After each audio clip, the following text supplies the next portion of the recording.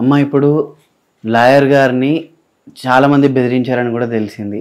అందులో ఎంతవరకు వాస్తవం ఉంది? ఏ క్యాడర్ వాళ్ళు బెదిరించారు అసలు? బాలసుబ్రహ్మణ్యం గారు మాకు స్టార్టింగ్ 2015 నుంచి ఇప్పటి వరకు మాకు వెన్నంటిగా ఉండి నీడగా ఉండి ఈ కేసుకు చేస్తూ ఉన్నారు. అప్పుడు మనకి చాలామంది మాకు తెలిసి వచ్చింది, ఆయనకి చాలా బెదిరింపులు వచ్చాయి, ఈ కేసు నుంచి కొంత తప్పించుకోండి అని చెప్పడం జరిగింది. లాస్ట్కి ఇంకా ఏమి వినకపోయేసరికి ఆయన మీద తప్పుడు కేసు పెట్టి ఆయన్ను 10 రోజులు జైలుకి పంపించడం జరిగింది. ఆయనతో పాటు ఆయన కుమారుడైన డాక్టర్ విద్యాసాగర్ అసలు కేసుకి సంబంధం లేదు, బయట ప్రపంచానికి సంబంధం లేదు. ఆయన ఒక డాక్టర్, ఉన్నత స్థితిలో ఉన్న ఒక డాక్టర్ని కూడా తప్పుడు కేసులు అరెస్ట్ చేసి తప్పుడు కేసులు బనాయించి ఆయనను కూడా సేమ్ జైల్లో 1 వీక్ పెట్టడం జరిగింది. నేను కేవలం మాకు వెనకలో ఉన్నారు అని ఆయన భయపెట్టడానికి. ఇప్పుడు లాయర్లకు కూడా రక్షణ లేకుండా అయిపోయింది అసలు. అంటే న్యాయానికి నిలబడితే ఎవరికీ లేదు రక్షణ. ఇప్పుడు లాయర్ గారు మరి ఇప్పుడు ఏమంటున్నారు మీతోని? అమ్మ మనం పోరాడదాం అంటున్నారా? అసలు జైలుకి పోయిన తర్వాత మేము చాలా భయపడ్డాము, బాధపడ్డాము. ఇంకా మమ్మల్ని కేసులోకి రానివ్వరేమో, వాళ్ళందరూ బంధువులు కూడా ఈ కేసులో తీసుకోవడం వల్లనే కదా అని చెప్పడమే బాగా అన్నారు. తర్వాత ఆయన ఉండి వచ్చిన తర్వాత సారు, వాళ్ళ కుమారుడు doctor Vidyasagar sir, Balasubrahmanyam sir ఇద్దరు కూడా ఒకటే మాట అన్నారు, అక్క ఈ కేసు గురించి మనం ఎక్కడికి భయపడిపోవాల్సిన అవసరం లేదు. ఈ కేసే కాదు, ప్రజల్లో నుంచి ఏ కేసు వచ్చినా కూడా మా డాడీ టేకప్ చేస్తారని డాక్టర్ సాగర్ గారు చెప్పడం జరిగింది. బాలసుబ్రహ్మణ్యం సార్ కూడా ఇప్పటికి కూడా, అంటే ఆయనలో ఉండేది ఏంటంటే ఎవరికి భయపడడు. ఆయన ఒకటే అన్నారు, నేను జైలుకి మర్డర్ చేసి వెళ్ళలేదు, మానభంగం చేసి వెళ్ళలేదు, ఒక తప్పుడు పని చేసి వెళ్ళలేదు, కాబట్టి నేను ఎందుకు భయపడాలి, నిజానికి నిలబడ్డాను, వాళ్ళు నా మీద అక్కస్తో నన్ను జైలుకి వేశారు, భయపడతారని, కానీ ఏం భయపడేది లేదు అని అప్పటికంటే ఇప్పుడు ఇంకా రెట్టింపు ఉత్సాహంతో కేసులో ముందుకు వెళ్తా ఉన్నాను. ఇప్పుడు మీరు ఇన్ని సంవత్సరాలుగా ఈ కేసు కోసం తిరుగుతూ ఉన్నారు, ఎలాగైనా పాపకు జరిగిన అన్యాయానికి న్యాయం చేయాలని చెప్పేసి మీరు చూస్తూ ఉన్నారు. సో మీకు ఇన్ని సంవత్సరాలలో ఎప్పుడన్నా, అంటే చాలాసార్లు మీ మీద అటాక్స్ జరిగాయి, అతి భయంకరంగా మీరు భయపడేలాగా జరిగిన అటాక్ ఏమన్నా మీకు? నేను భయపడేలా జరిగింది ఒకటి, నా పిల్ల చనిపోవడమే. నేను చాలా భయపడి బాధపడిన విషయం అంటే అది. అంటే ఫస్ట్ వాళ్ళు కూడా నన్ను డబ్బుతో చేయాలని, అంటే డబ్బుతో కాంప్రమైజ్ చేయాలని చూశారు. లేదు అంటే ఇంట్లో దొంగతనం దాడి చేపించారు, మా మీద అటాక్లు జరిగాయి. లాస్ట్కి ఏమీ లేక నా కూతురు మీద, నా మీద క్యారెక్టర్ అసైన్ చేశారు. ఏ దానికి కూడా మేము భయపడలేదు, ఎందుకంటే ఒకటి నిజం ఉన్నప్పుడే ఇలాంటివన్నీ చేస్తారని, అది నిజాన్ని దాచిపెట్టడానికి అబద్ధానికి అంతా అంతా ప్రపంచానికి అంతా చాటించారు. కానీ అల్టిమేట్గా లాస్ట్కి నిజమే నిలబడుతుందని మీ కేసు ద్వారా మేము నిలబడ్డాం నాన్న. ఎందుకంటే ఆ పిల్లగా జరిగినప్పుడు నా బాధ ఏమంటే, నేను ఆ పాపను కనేటప్పుడు నేను పడిన బాధ, ఆ పిల్ల చనిపోయేటప్పుడు పడిన బాధ, రెండు ఒకటే. ఆ బాధ ఎవరు పడకూడదు అనేది నా ఉద్దేశం. ఏడవకండమ్మా, అదే బాధ మనం మాటల్లో చెప్పలేంది, మనం అనలేం కూడా. ఎందుకంటే ఇంత తల్లి కష్టం, మీలాంటి తల్లి కష్టం ఎవరికి రాకూడదు, పగలకు కూడా రాకూడదు. ఇంత నరక యాతన అనుభవిస్తున్నారు. ఒకవైపు మీతో మాట్లాడుతుంటే నాకే కళ్ళు నీరు తిరుగుతున్నాయి. అసలు ఎలా భరిస్తున్నారమ్మా ఇంత బాధను? ఇంతమంది ఇన్ని విధాలుగా ప్రభుత్వ పరంగా కానీ ఇంకెక్కడి నుంచైనా కానీ మీ మీద ఇంత ఒత్తిడి జరుగుతుంటే కూడా, మానసికంగా ఇన్ని రకాలుగా దాడులు చేస్తుంటే కూడా తట్టుకొని నిలబడుతున్నారు పాపకు న్యాయం జరగాలని చెప్పేసి. ఖచ్చితంగా ఒకరోజు జరుగుతుంది. కానీ ఈ కేసుని పక్కదారి పట్టించడానికి ఎన్నో ప్రయత్నాలు జరుగుతున్నాయి. మీరు దీనికి ఏం చేస్తున్నారు? ఇంకా ప్రయత్నాలు? ఇంకా మేము కేసును హైకోర్టులో వేసాము, సిబిఐకి రావాలని. ఎందుకంటే నా కూతురు ఒక్కటే కదా అక్కడ బలైంది, వాళ్ళ చేతిలో చాలా మంది పిల్లలు బలయ్యారు. అవన్నీ ఒక సామాన్యురాలను నా చేతులకి రావు. అలాంటిది ఒక పెద్ద నెట్వర్కే ఉండి చేయాలి, బయటకు తీయాలనే ఉద్దేశంతో మేము సిబిఐ అడుగుతూ ఉన్నాము. ఆ సిబిఐ హైకోర్టులో ఒకవేళ వచ్చి సిబిఐ దిగితే అప్పుడు వాళ్ళు నా పాప కంటే ముందు ఇంకెంతమంది చనిపోయారు అనేది లిస్టు బయటకు తీసుకొస్తారు. నేను దానికోసం వెయిట్ చేస్తూ ఉన్నాను. ఇప్పుడు పవన్ కళ్యాణ్ గారు మీ గురించి చాలా బలంగా నిలబడ్డారు. ఎన్నోసార్లు ఎన్నో వేదికలపైన కూడా ఖచ్చితంగా పాప పేరు తీసుకొచ్చారు కావాలని. అక్కడ సందర్భం లేకున్నా కూడా ఖచ్చితంగా తీసుకొచ్చారు. ఎందుకంటే వీళ్ళకి జరిగిన అన్యాయాన్ని ప్రజలందరికీ మళ్ళీ గుర్తు చేయాలి, మీరందరూ మర్చిపోతున్నారు, ఇది మర్చిపోకూడదు అని చెప్పేసి గుర్తు చేస్తున్నారు పోరాడాలని చెప్పేసి. పవన్ కళ్యాణ్ గారిపై మీ అభిప్రాయం ఎలా ఉంది? పవన్ కళ్యాణ్ గారి పైన మా అభిప్రాయం ఏమంటే, స్టార్టింగ్ 2017 నుంచి కూడా నేను ఎంతో మందిని కలిశాను. ఎంతో మంది లీడర్ కంటే ఎంతో మందిని చెప్పకూడదు, ప్రతి ఒక్క లీడర్కి ఇచ్చాను. నా గోడు విన్నవించుకున్నాను, నా ఎవిడెన్సెస్ అంతా ఇచ్చాను. కానీ మరి పవన్ కళ్యాణ్ గారు ఒక్కరే ఎందుకు నిలబడ్డారో, మరి ఆయన ఒక్కరే బలంగా ఇప్పటి వరకు 2019 నేను కలిసిన రోజు నుంచి మొన్నటి మీటింగ్లో కూడా ఏం చెప్పారంటే, సుగాలి ప్రీతి ఫస్ట్ సంతకం, మేము ప్రభుత్వంలోకి వస్తే ఫస్ట్ సంతకం సుగాలి ప్రీతి కేసు మీదనే అన్నారు. ఎందుకంటే ఆడపిల్లల మీద జరుగుతున్న అఘాయిత్యాలు అలాంటివి. ఇంకొకటి చాలా వరకు మా దురదృష్టం ఏమంటే, అమ్మాయిల మీద జరిగింది అమ్మాయిలమే బయట పెట్టుకోలేని స్థితి ఇప్పుడు ఉంది. అలాంటప్పుడు ఒక వికలాంగురాలు బయటికి వచ్చి తన పిల్లలకు జరిగిన అన్యాయాన్ని వివరిస్తుంది అనేది కూడా ఆయనకు మాత్రమే వినిపించింది. మరి ఏ ఉన్నతాధికారులకు కానీ, ఏ నాయకులకు కానీ, ఏ సీఎంలకు కానీ వినిపించలేదు నా గోడు. కాబట్టి మేము నిజంగా ఇప్పటి వరకు ఈ రోజు వరకు కూడా కేసులో ఇంకా ముందుకు వెళ్తా ఉన్నాము, మేము స్థిరంగా నిలబడ్డాము అంటే అది పవన్ కళ్యాణ్ గారి అని చెప్పాలి. పవన్ కళ్యాణ్ గారు వెంటున్న వాళ్ళ సిద్ధాంతాలు వెన్నంటి పాటిస్తున్న జన సైనికులు, అర్ధరాత్రి అయినా కూడా అపరాత్రి అయినా కూడా మాకు వెన్నంటి ఉంది లక్షలాది మంది. మేము మీ కొడుకులు లాంటి వాళ్ళం, మీ తమ్ముళ్ళు లాంటి వాళ్ళం. పాప చనిపోయిన పాపకు మేము తోడుంటామని జస్టిస్ ఫర్ సుగాలి ప్రీతి దాని మీద మాకు సపోర్ట్గా ఉన్నారు. నేను ఇప్పుడు పవన్ కళ్యాణ్ గారు మీరు అన్నట్టుగా ఒకవేళ అధికారంలోకి వస్తే ఫస్ట్ సంతకం మన ప్రీతి మన పాప గురించి అని చెప్పేసి చెప్పారు.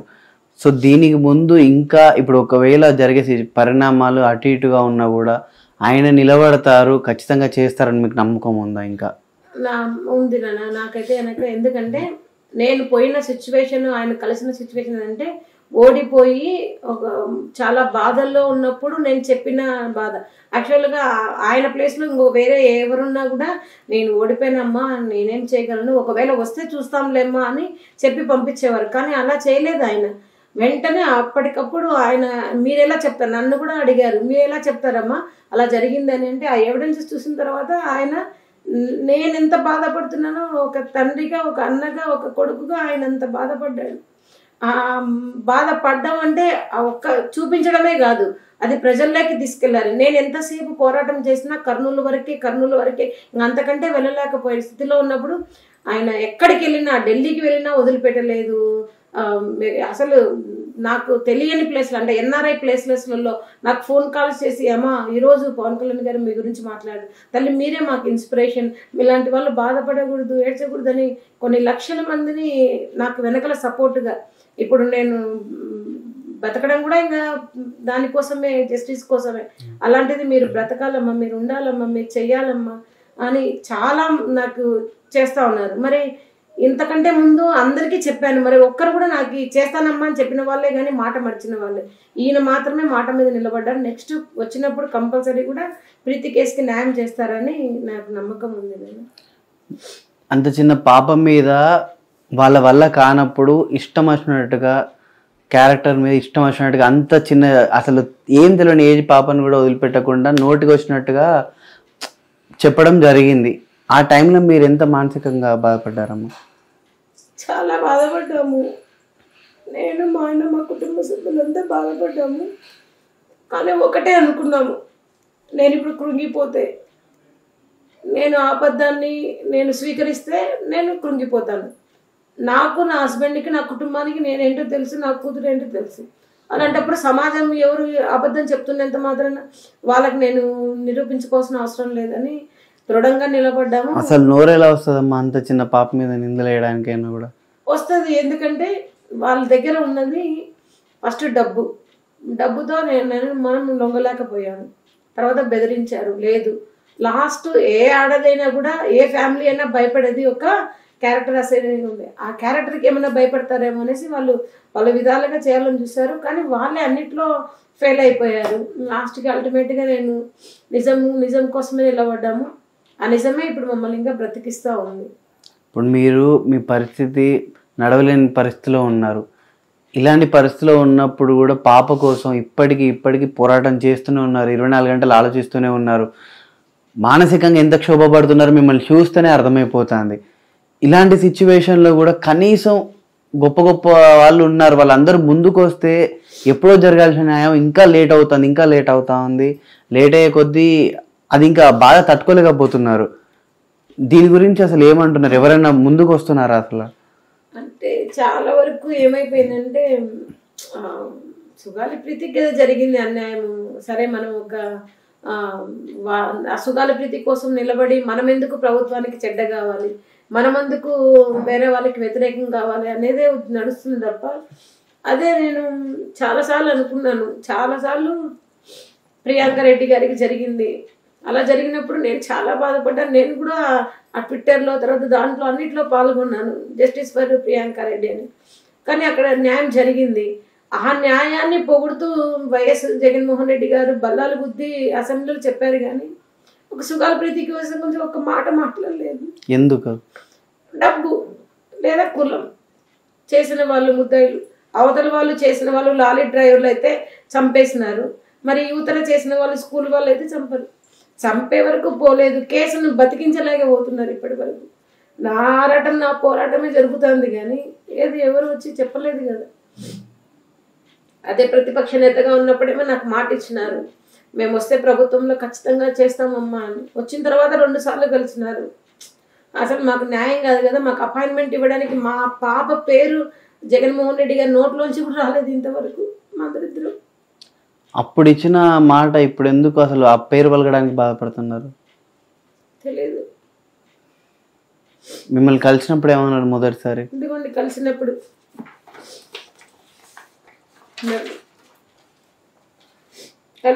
ఒకటే అన్నారమ్మా, మీకు న్యాయం చేస్తాం కంపల్సరీ, నీకేం కావాలమ్మా, సిబిఐకి కావాలి, సిబిఐ కేసు అప్పచెప్తున్నాము, ప్లస్ ఆయన పర్సనల్ సెక్రటరీ ఉన్నారు ఓఎస్డి ధనుంజయ రెడ్డి గారు, ఆయన నెంబర్ ఇచ్చి మాకు మరి వీళ్ళని తీసుకోండి రండి, ఇదిగోండి ఇక్కడ వేస్తారు, వీళ్ళని తీసుకురండి, మరొకసారి వీళ్ళతో చర్చిస్తాను ఆ కేసు గురించి అన్నారు. అది చెప్పింది కూడా 2020 ఫిబ్రవరి 18. ఇప్పుడు 20, 21, 22, 23 కూడా అయిపోయింది, అంటే 4 సంవత్సరాలు అయిపోయింది.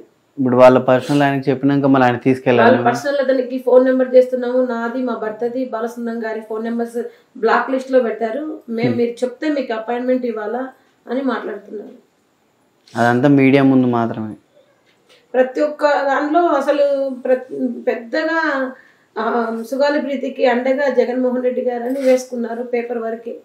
దాని తర్వాత ఏం లేదు. ఇప్పటి వరకు మేము బ్రతుకున్నామా చచ్చినామా అని కూడా చూసింది లేదు. ఇంకా దౌర్భాగ్యం ఏమంటే జిల్లాకు ప్రతిసారి ఎప్పుడు వచ్చినా కూడా మమ్మల్ని హౌస్ అరెస్ట్ చేస్తారు.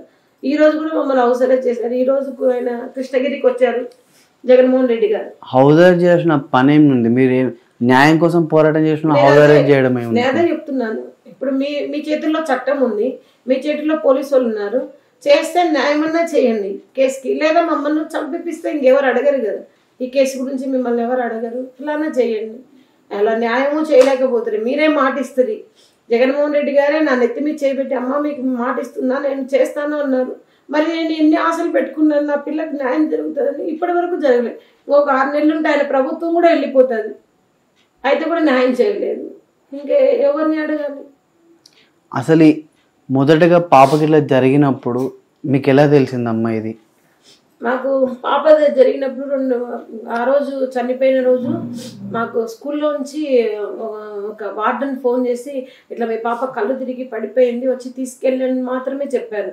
ఇంకా నేను హ్యాండిక్యాప్ కాబట్టి వెళ్ళలేను కాబట్టి మా హస్బెండ్ చెప్పడం జరిగింది. మా హస్బెండ్ వెళ్ళి అక్కడ పాపను తీసుకురావడానికి ట్రై చేస్తే అక్కడ డైరెక్ట్గా పాపను ఫ్యాన్కి నిలబడి ఉన్న పోర్షన్ చూపించి అయితే ఈయన భయపడేసి ఆ అమ్మాయి ఇంకా బ్రతుకుందేమో అని ఇట్లా పట్టుకొని ఎత్తడానికి ట్రై చేశారంటే, కానీ ఆయన వల్ల కాలేదు. దాని తర్వాత ఈయన ముట్టుకునేంత వరకు పోలీసులు చూసి టపటప బాడీని కిందికి దించేశారండి. ఆ కిందికి తీసుకొచ్చేలోపు నేను వెళ్ళి ఉన్నాను. నేను వెళ్ళేటప్పటికే పాపకి ఒకలాగా డ్రెస్సు ఒకలాగా ఉంది, మామూలు నార్మల్ లాగా లేదు. ఎందుకని పోలీసులు అడితే ముందు పదండి పోస్ట్ మార్టంకి ఇక్కడ ఉండకూడదు ఎక్కువసేపు అని దొబ్బేశారు మమ్మల్ని. అప్పటికే అమ్మాయి అన్యాచురల్గా ఉంది.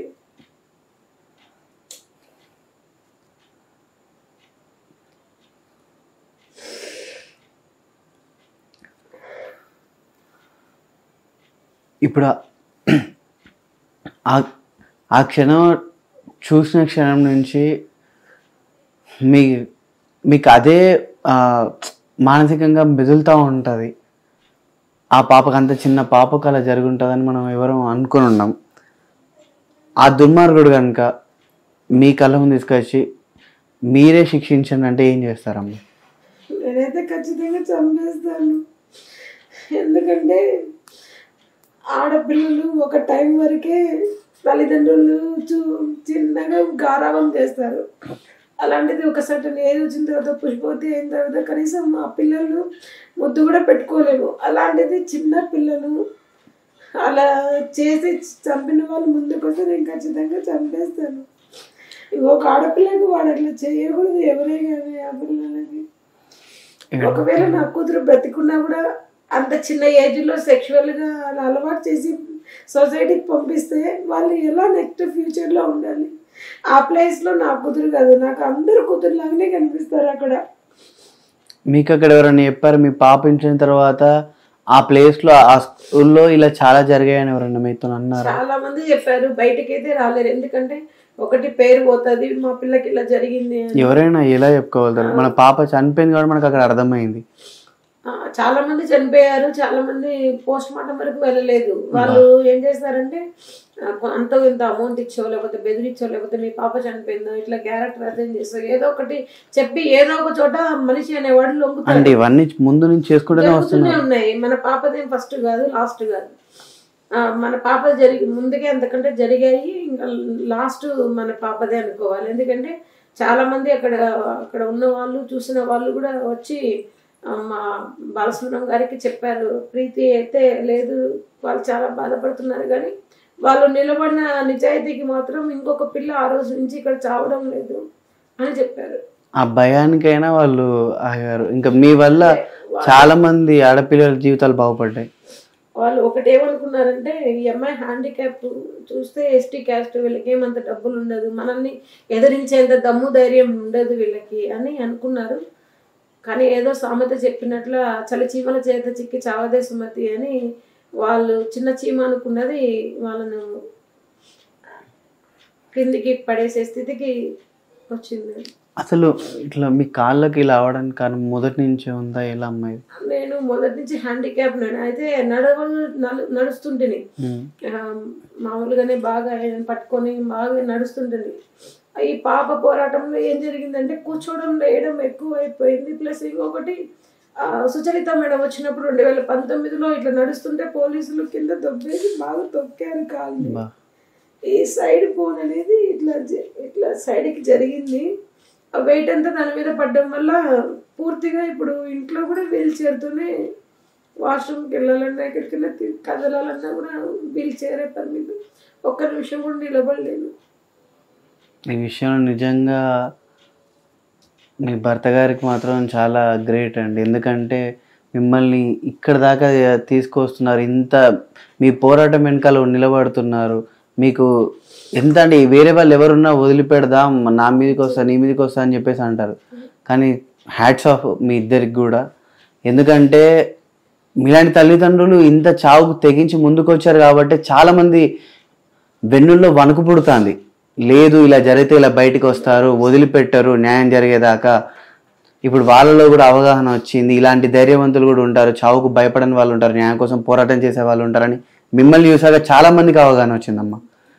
ఎలాగైనా ఏదో ఒక రోజైనా మీ కోరిక మేరకు ఖచ్చితంగా, మీ ఒక్కరి కోరిక కాదమ్మా, చాలామంది ఆడపిల్లలున్న ప్రతి ఒక్కరి కోరిక కూడా ఇది జస్టిస్ ఫర్ సుగాలి ప్రీతి జరిగి తీరాలి, జరుగుద్ది. మీకు ఖచ్చితంగా న్యాయం జరగాలని మనస్ఫూర్తిగా మా శ్రీ మీడియా ద్వారా కోరుకుంటున్నానమ్మా.